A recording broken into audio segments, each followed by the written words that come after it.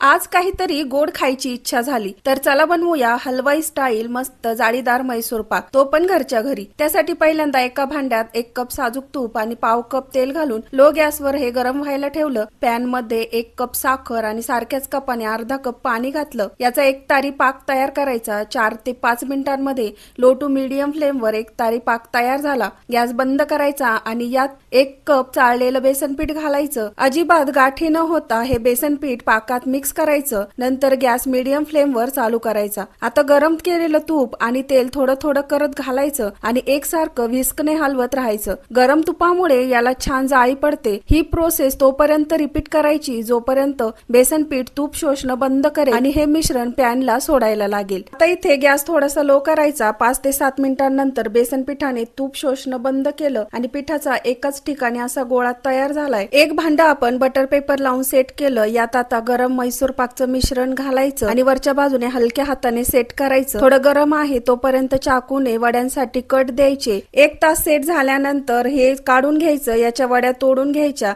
मस्त जाळीदार हलवाई स्टाईल मैसूर पाक तयार आहे। रेसिपी आवडल्यास लाईक, शेअर, सबस्क्राईब करा।